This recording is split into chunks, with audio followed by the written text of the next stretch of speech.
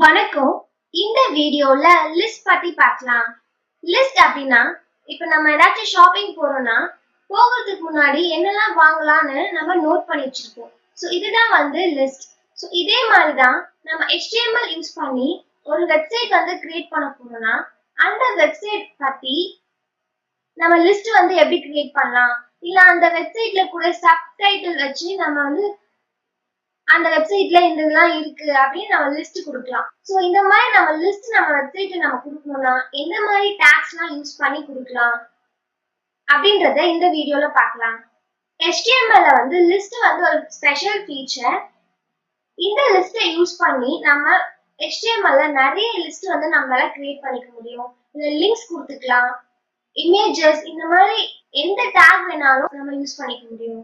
இந்த லிஸ்ட் வந்து 3 டைப்ஸ் இருக்கு HTML லாங்குவேஜ்ல. ஃபர்ஸ்ட் வந்து ஆர்டர் லிஸ்ட், அடுத்து அன்ஆர்டர் லிஸ்ட், அடுத்து டிஸ்கிரிப்ஷன் லிஸ்ட். இதுல ஆர்டர் லிஸ்ட்னா என்ன, அன்ஆர்டர் லிஸ்ட்னா என்ன, டிஸ்கிரிப்ஷன் லிஸ்ட்னா என்னன்றதை இப்ப பார்க்கலாம். நான் வந்து ஒரு சின்ன எக்ஸாம்பிள் சொல்றேன். இப்ப நம்ம சமைக்க போறோம் அப்படின்னா நம்ம என்ன சமைக்க போறோமோ அதுக்கு தேவையான பொருள்லாம் ஒரு இடத்துல எடுத்து வச்சிருப்போம். ஸோ நம்ம எப்படி சமைக்க போறோம்ன்றத நோட் பண்ணி வச்சிருப்போம். இதுல ஆர்டர் லிஸ்ட்ன்றது வந்து இப்ப நம்ம சமைக்கும் போது முதல்ல ஸ்டெப் பை ஸ்டெப்பா தான் நம்ம சமைக்க முடியும். நம்ம லாஸ்டா பண்ண வேண்டியது முன்னாடியே போட்டா வந்து சமையலா இருக்காது. நம்ம ப்ரொசீஜர் படி பண்ணாதான் நம்மளோட சமையல் வந்து ஒழுங்கா வரும். இதெல்லாம் வந்து ஆர்டர் லிஸ்ட்னு சொல்லுவோம்.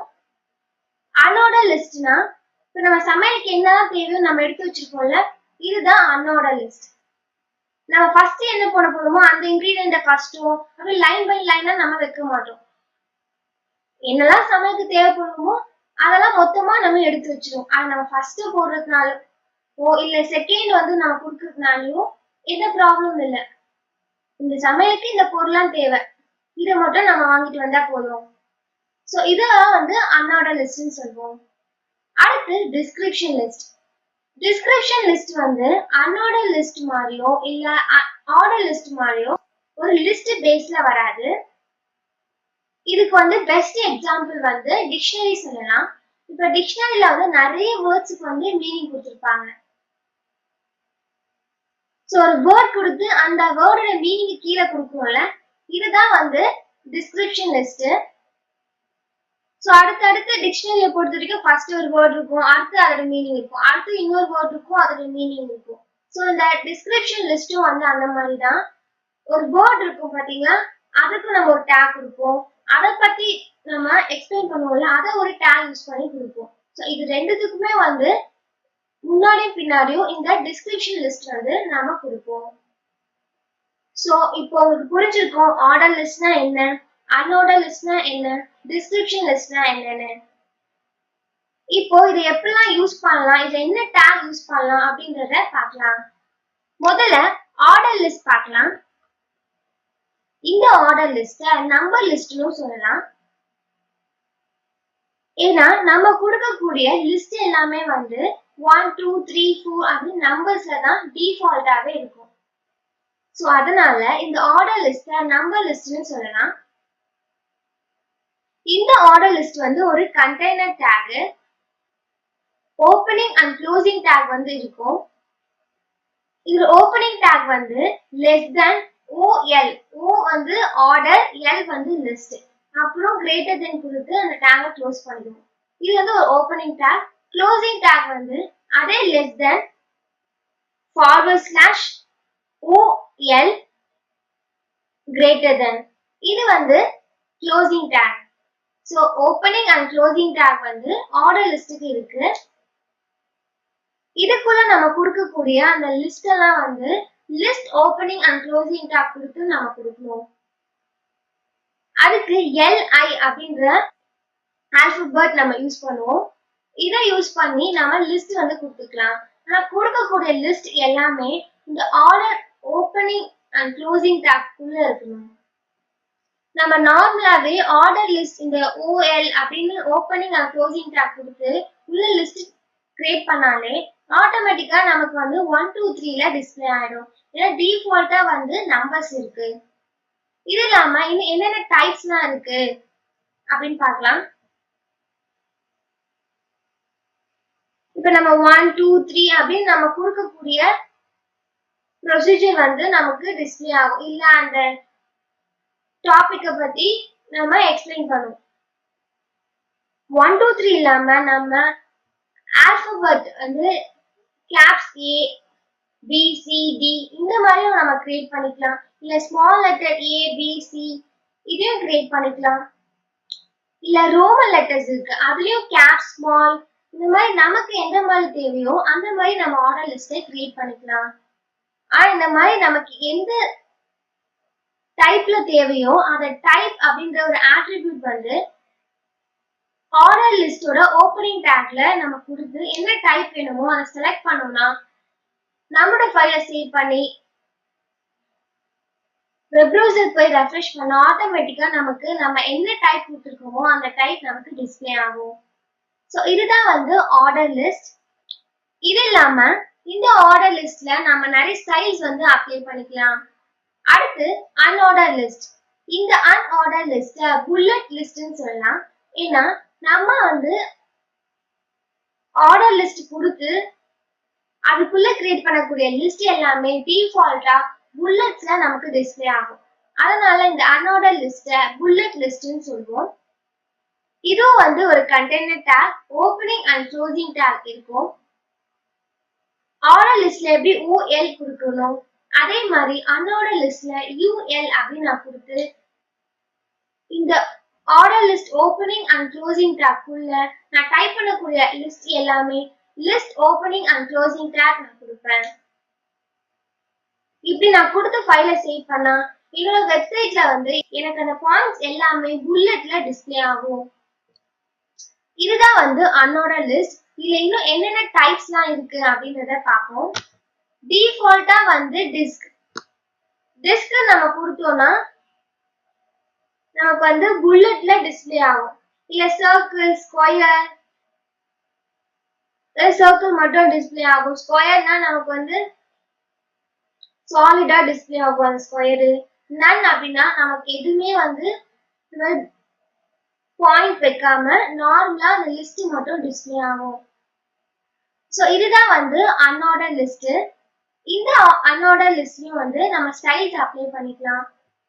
ஆர்டர் லிஸ்டும் சரி அன்ஆர்டர் லிஸ்டும் சரி நம்ம கிரியேட் பண்ணக்கூடிய லிஸ்ட் எல்லாமே வந்து ஆட்டோமேட்டிக்கா நமக்கு நியூ லைன்ல தான் வந்து டிஸ்ப்ளே ஆகும். இப்போ நான் லிஸ்ட் கொடுத்துருக்கேன், அடுத்து இன்னொரு லிஸ்ட் கிரியேட் பண்ணனா அந்த லிஸ்ட் நமக்கு ஆட்டோமேட்டிக்கா அடுத்த லைன்ல கிரியேட் ஆகும். நம்ம நார்மலா டைப் பண்ணோம் இல்ல நார்மலா ஏதாச்சும் டேக் யூஸ் பண்ணோம்னா அப்ப வந்து நமக்கு அடுத்தடுத்ததுல சென்டென்ஸ் கிரியேட் ஆகும். ஸோ இந்த ஆர்டர் அன்ஆர்டர் லிஸ்ட்டை பொறுத்த வரைக்கும் நம்ம கொடுக்கக்கூடிய லிஸ்ட் எல்லாமே நமக்கு அடுத்தடுத்த லைன்ல டிஸ்ப்ளே ஆகும். பிரேக் லைன் வந்து இல்ல யூஸ் பண்ணிக்கவே தேவையில்லை. இது இல்லாம இன்னொரு லிஸ்ட் இருக்கு, அது டிஸ்கிரிப்ஷன் லிஸ்ட். இந்த லிஸ்ட டெஃபினிஷன் லிஸ்ட்னு சொல்லலாம். ஏன்னா நான் இதுக்கு எக்ஸாம்பிள் வந்து டிக்ஷனரி சொல்லியிருந்தேன்.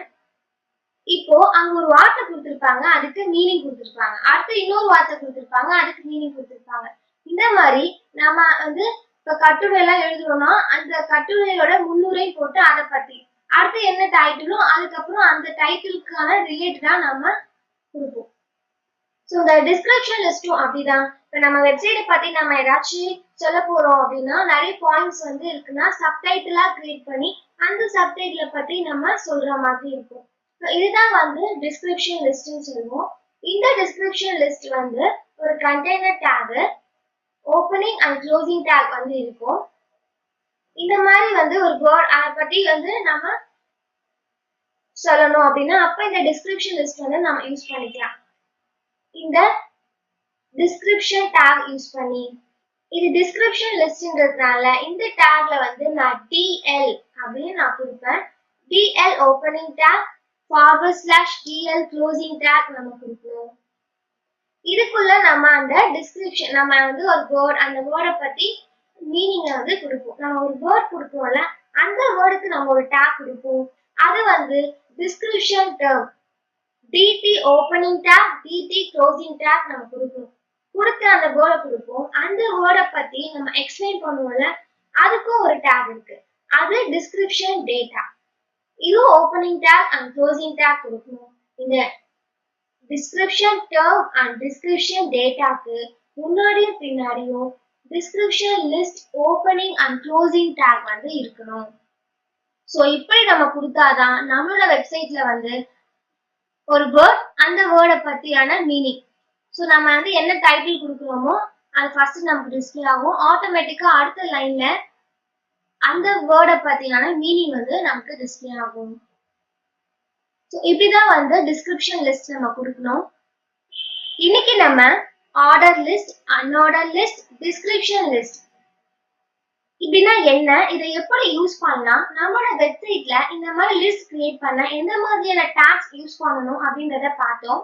இப்போ இத பிராக்டிக்கலா நோட்பேட்ல டைப் பண்ணி அதோட அவுட்புட்டை நம்ம வெப்சைட்ல போய் பார்க்கலாம். என்னோட லேப்டாப்ல டாஸ்க் பார்ல நான் சர்ச்ல போய் நோட்பேட்++ன்னு டைப் பண்றேன். கிளிக் பண்ண உடனே எனக்கு இந்த நோட்பேட் வந்து ஓபன் ஆயிட்டு இருக்கு.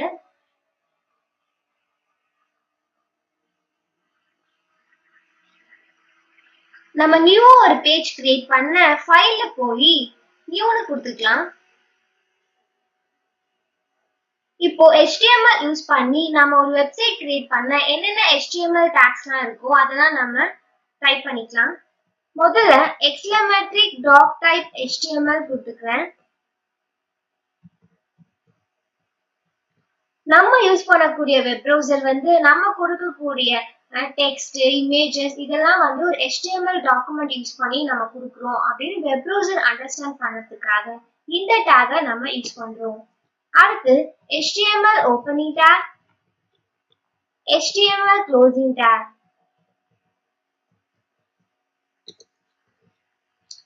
இந்த HTML opening and closing tag குள்ள head opening tag, head closing tag கொடுத்துக்கலாம்.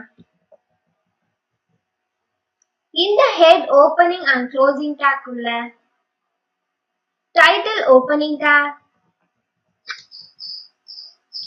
டைட்டில் க்ளோசிங் டேக் கொடுத்துக்கலாம்.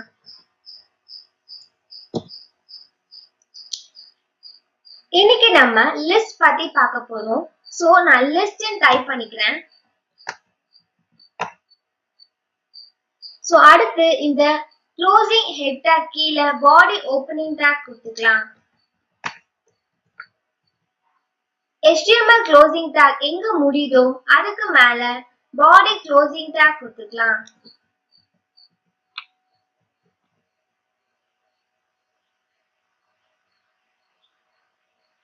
கொடுத்துட்டு ஃபைலை சேவ் பண்றேன். எனக்கு ஒரு டயலாக் பாக்ஸ் ஓபன் ஆகுது. ஃபைல் நேம் வந்து நான் லிஸ்ட் டைப் பண்ணிக்கிறேன்.